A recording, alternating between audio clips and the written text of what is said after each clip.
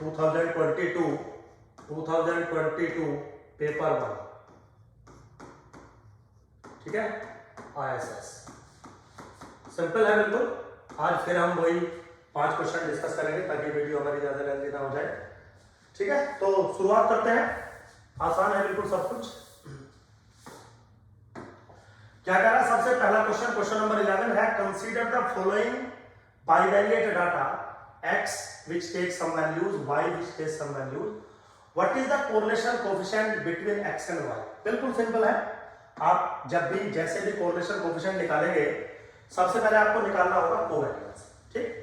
तो कोवेरियंस पे अगर हम बात करें, covariance of x and y, मेरे बच्चों दो टाइप के फॉर्मूले होते हैं, expectation of x into y minus expectation of x into expectation of y। एक तो फॉर्मूला ये होता है जो आपने एज यूजुअल पढ़ा होगा, लेकिन ये फॉर्मूला तब होता है जब x और y का डिस्ट्रीब्यूशनल बिहेवियर दिया हो।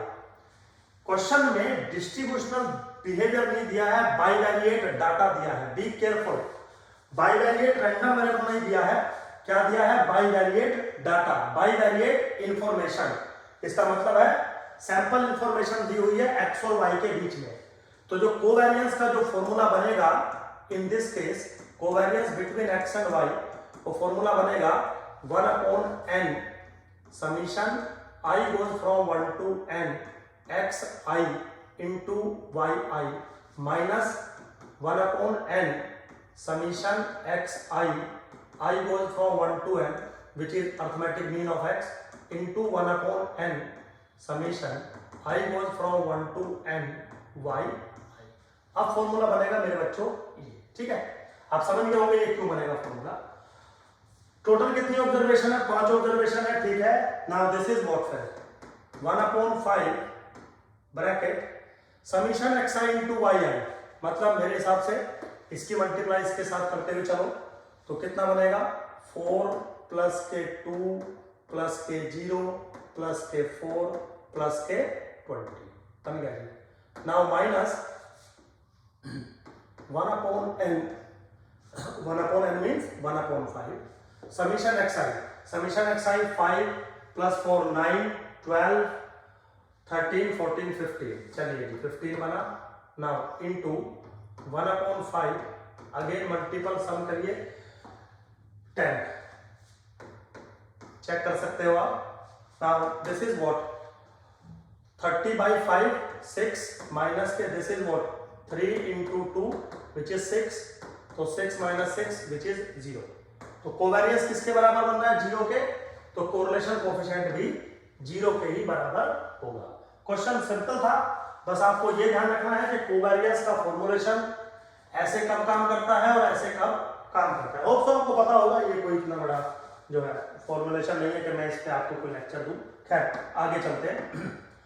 नेक्स्ट क्वेश्चन है question number 12, x1 x2 x5 be a random sample of size 5 from population having the standard normal distribution। क्या दिया है, सैंपल जो दिया है वो स्टैंडर्ड नॉर्मल डिस्ट्रीब्यूशन से दिया गया है, फिर उस सैंपल का मीन बनाया, ठीक है, और एक नया स्टैटिस्टिक्स बनाया t which is look like this one, ठीक है।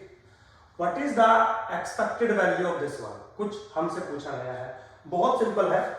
क्या पूछा गया है, एक्सपेक्टेड वैल्यू बताइए T square plus X bar के स्क्वायर की। सबसे पहले तो this is very easy, this is expectation of T square plus expectation of x bar का स्क्वायर। सिंपली मैं ऐसे लिख सकता हूं। तो मुझे क्या कैलकुलेट करना है बच्चों, पहले ये कैलकुलेट करना है, फिर ये कैलकुलेट करना है, सम करूंगा 1 सेकंड में मुझे रिजल्ट मिल जाएगा, ठीक।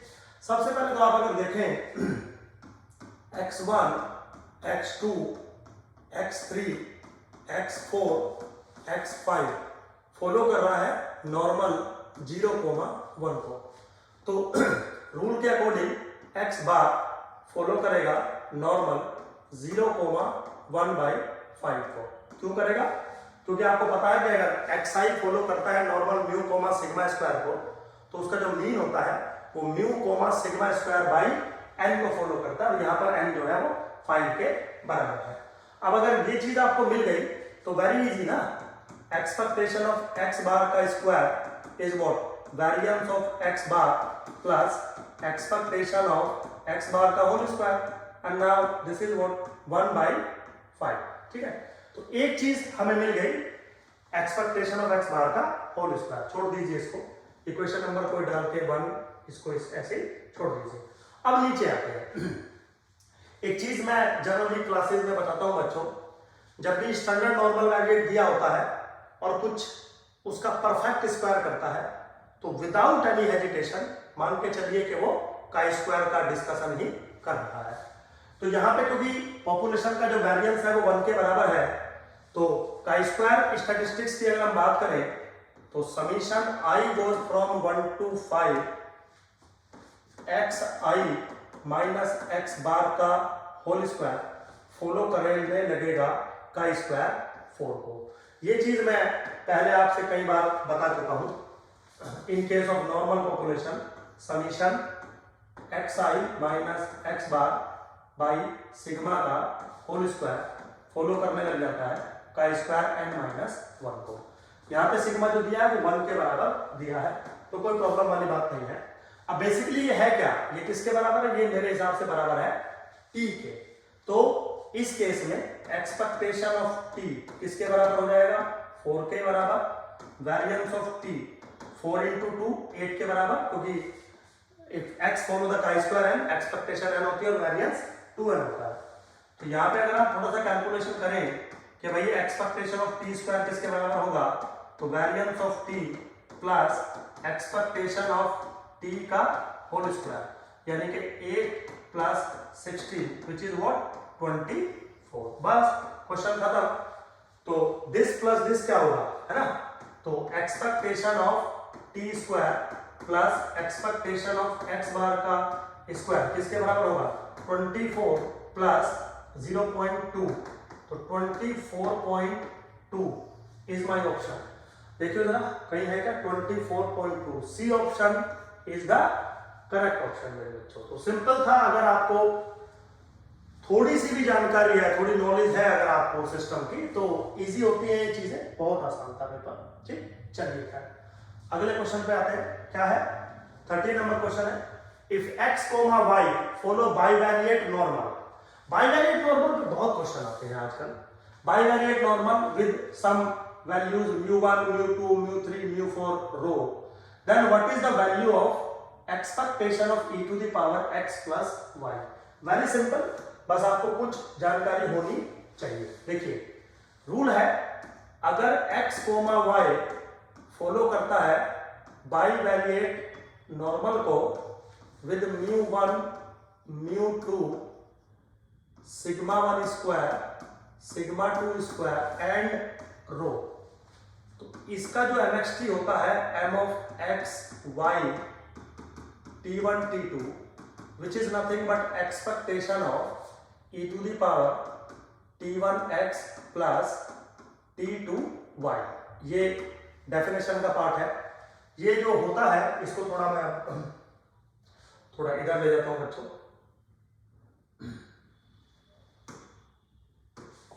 ठीक है, this is equal to e to the power μ1 t1 plus μ2 t2 plus 1/2 t1 square sigma 1 square plus t2 square sigma 2 square plus 2 rho t1 t2 sigma 1 sigma 2 bracket close. ठीक है, ये mxt होता है in general.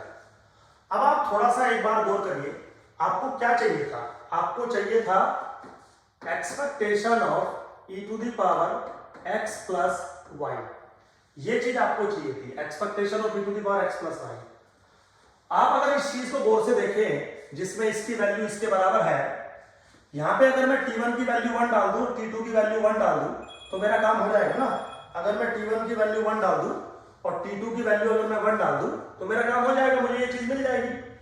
तो can I say that expectation of e to the power x plus y is nothing but m of x, y 1, 1।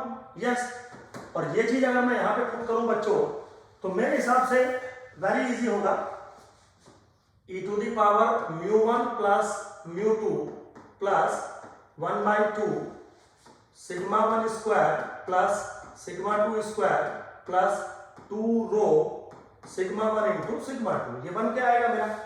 Now this is what, this is very simple, e to the power μ1 μ2 ये सब किसके बराबर है, ये सब चीजें आपको दिखाई गई थी, एक बार जरा हम चेक कर लेते हैं और यहाँ पे लिख भी देते हैं इन चीजों को। μ1 मेरा बराबर है 10 के, μ2 मेरा बराबर है 20 के, sigma 1 square is equal to sigma 2 square is equal to 100 है और रो की वैल्यू बराबर है 0.5 के। ठीक है, तो सिंपल है बिल्कुल। अब ये सारी वैल्यूज अगर आप इस एक्सप्रेशन में पुट करेंगे तो μ1 μ2 कितना है, 10 और 20 तो कितना हो गया 30 plus 1/2 sigma 1 square 100 plus 100 plus 2 into 0.5 into 10 into 10, simple है कैलकुलेशन। तो e to the power 30 plus 1/2 bracket, ये 1 हो गया और ये 100 हो गया, तो ये हो गया 300 मेरे हिसाब से। Now this is e to the power 180, e to the power 180, this is my answer. ठीक है, आप अगर एक बार देखें तो e टू दी पावर 180 कहीं है क्या, yes, e to the power 180। e to the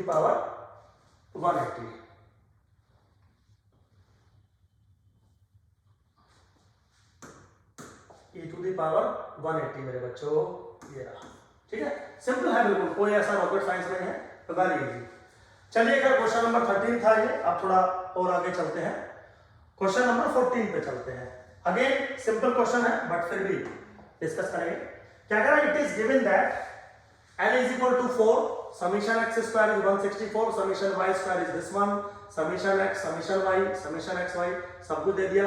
What is the estimated value of x when y is equal to 10? क्या पूछा है, what is the estimated value of x when y is equal to 10? So basically सबसे पहले यहाँ पे आपको एक line create करवानी पड़ेगी x on y। सिंपल है बिल्कुल, x on y क्यों क्रिएट करवानी पड़ेगी, क्योंकि ये रिग्रेशन एनालिसिस का रूल है। तो जब आप x on y line create करवाएंगे तो लाइन कैसे बनाएंगे, x is equal to a y plus b। ठीक है बच्चों, वैसे तो इसका एक प्रोसीजर होता है, आप प्लस करते हैं एप्सिलॉन i, फिर एरर के स्क्वायर के सम को मिनिमाइज करते हैं by the principle of least square estimation, फिर दो इक्वेशंस बनाते हैं जिनको हम नॉर्मल इक्वेशंस कहते हैं। बट उन नॉर्मल इक्वेशंस को अब एग्जाम में इतना करने की जरूरत नहीं होती, और नॉर्मल इक्वेशंस डायरेक्ट भी लिखी जा सकती हैं जो कि यहीं से बन के आ जाएंगी, तो जो नॉर्मल इक्वेशन यहाँ पर बन के आती है मेरे बच्चों, वो आती है summation x i is equal to a summation y i plus n into b. कुछ नहीं करना होता, जो आपने मॉडल तैयार किया है उसमें दोनों तरफ समीशन लगा दीजिए। दूसरी इक्वेशन बन के आती है summation x i y i is equal to a summation y i square plus b summation y i. कुछ नहीं करना होता, इस इक्वेशन में इंडिपेंडेंट वेरिएबल की मल्टीप्लाई करिए, इंडिपेंडेंट वेरिएबल क्या है, y है, दोनों तरफ y की मल्टीप्लाई कर दीजिए और फिर सम कर दीजिए। तो these two are the normal equations. ये इक्वेशन ऐसे भी आ जाती है और ट्रेडिशनल जो तरीका है एरर के स्क्वायर के सम को मिनिमाइज करने का, वहां से भी आती है, मतलब लेकिन एग्जाम में इतना करने की जरूरत नहीं होती है, फिर आप एग्जाम नहीं दे पाओगे अच्छे से। ठीक है, तो ये चीज आपको मिल गई। अब सारी वैल्यू जरा एक बार इसमें पुट करो, सारी वैल्यू अगर आप एक बार पुट करोगे तो समीशन एक्स आई है 24 which is equal to a times summation y i किसके बराबर है 44 प्लस b किसके बराबर है 4 है n, और b किसके बराबर है, b छोड़ दिया इसको ऐसे ही। Summation x i y i किसके बराबर है 300 के बराबर है, is equal to a into summation y i square किसके बराबर है 572 प्लस b सेम रखा इंटू समीशन वाई आई किसके बराबर है 44। ठीक है बेटा, दो इक्वेशन बन गई a और b में। जब आप इन दोनों इक्वेशन को सॉल्व करोगे तो a की वैल्यू आ जाएगी 9/22 और b की वैल्यू आ जाएगी 3/2। ठीक है, सिंपल है बिल्कुल, दोनों वैल्यू आ गई। इसका मतलब ये हुआ कि जो मेरा इक्वेशन बन के आ रहा है वो x is equal to 9/22 into y plus 3/2 बन के आ रहा है। अब क्वेश्चन क्या पूछा था, x की एस्टिमेटेड वैल्यू बतानी थी आपको जब y की वैल्यू है 10। तो मेरे बच्चों x की एस्टिमेटेड वैल्यू जब y की वैल्यू है 10 के बराबर, तो किसके बराबर हो जाएगा 9/22 इंटू 10 प्लस के 3/2। ठीक है, बिल्कुल सिंपल है। आप जैसे ही इस चीज को कैलकुलेट करेंगे 5.59 आपका ऑप्शन आ जाएगा 5.59। कैलकुलेशन बच्चों आप खुद भी कर सकते हैं, हो सकता है कभी मेरी कैलकुलेशन गलत हो जाए, पॉसिबल है ऐसा, हम लोग भी ह्यूमंस हैं। तो बट क्वेश्चन आसान है, सिंपल है, इस तरीके से आप करेंगे तो क्वेश्चन इजीली बन जाएगा। चलिए नेक्स्ट क्वेश्चन लेते हैं, ज्यादा समय नहीं लगाएंगे। नेक्स्ट क्वेश्चन है थोड़ा सा अच्छा क्वेश्चन है, नेक्स्ट मतलब कैलकुलेटिव क्वेश्चन है, ये 2-4 सेकंड में नहीं होगा।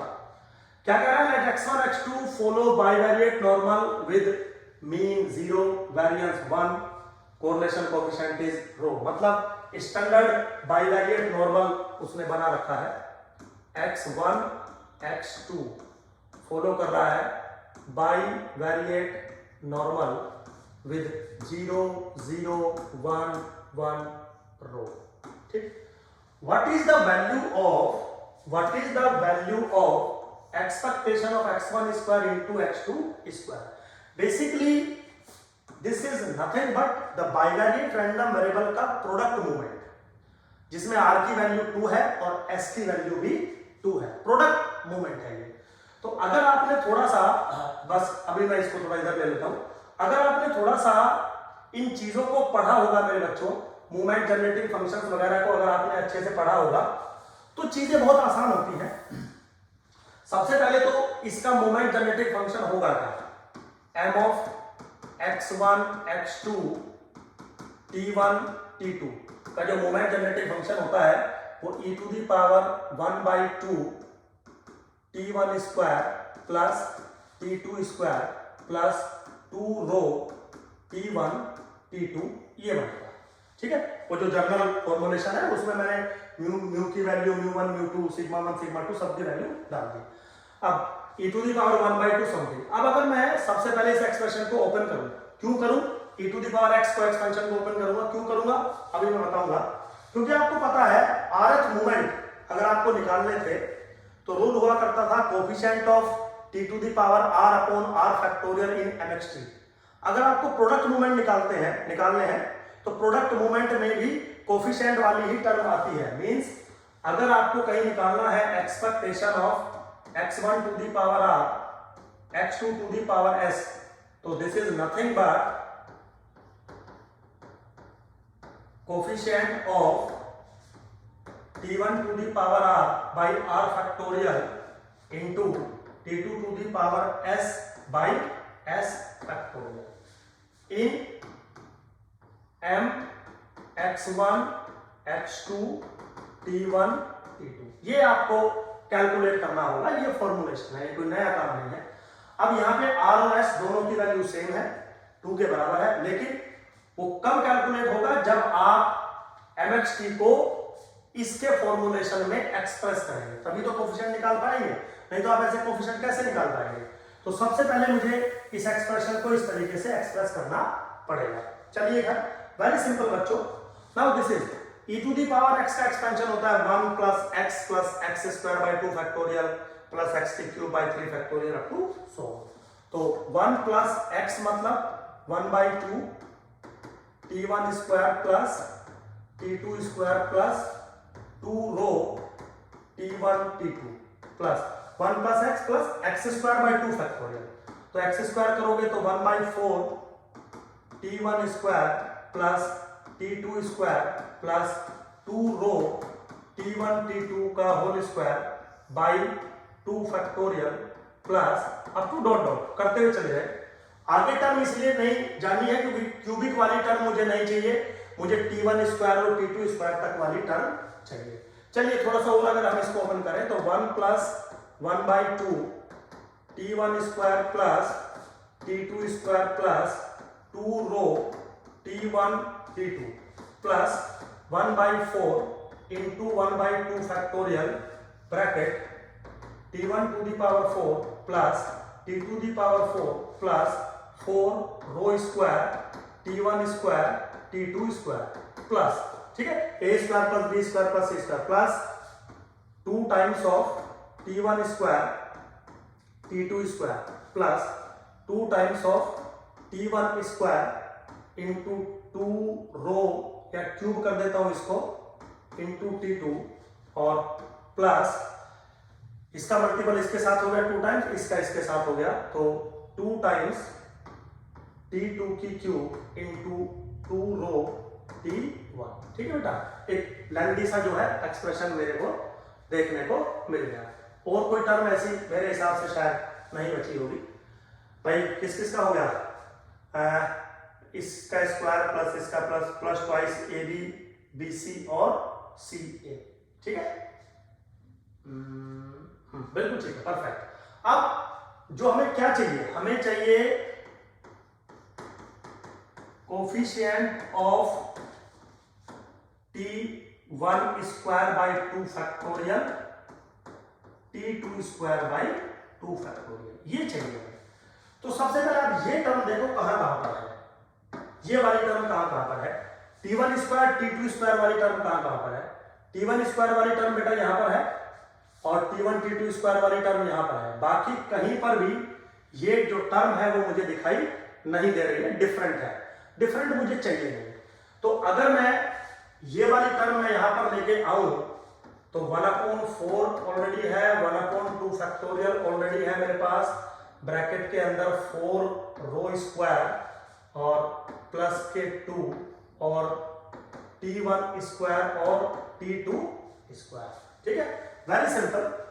अब यहां से आप ले लीजिए 2 कॉमन, तो ये क्या आ जाएगा 2 इंटू 2 रो स्क्वायर प्लस के 1 divided by 4 into 2 factorial T1 square T2 square. ठीक है, इस 2 से 2 कट गया, 2 फैक्टोरियल लिख सकता हूं उसको, तो T1 square into T2 square divided by 2 factorial into 2 factorial into 2 rho square plus 1 मुझे मिला। ठीक, तो अकॉर्डिंग टू रूल मुझे इसका कोफिशिएंट चाहिए था जो रिप्रेजेंट करेगा मेरी मैथमेटिकल एक्सपेक्टेशन को। जो रिक्वायर्ड मेरा क्वेश्चन था वो किसके बराबर है, 2 रो स्क्वायर प्लस 1। तो टेक्निकली अगर आप देखें मेरे बच्चों तो expectation of x1 square into x2 square किसके बराबर आ रहा है, 2 रो स्क्वायर प्लस 1 के बराबर, क्योंकि this is the coefficient of T1 square into T2 square upon 2 factorial into 2 factorial in mxt। देखिए जरा कहीं पे ऑप्शन होगा, ऑप्शन नंबर डी मुझे लग रहा है, option number D, option number D is correct, 2 rho square plus 1। तो अगेन मेरे बच्चों बिल्कुल जो है सिंपल क्वेश्चन था, कोई ऐसी रॉकेट साइंस नहीं है। होप सो आपको समझ में आया होगा, अच्छा लगा होगा।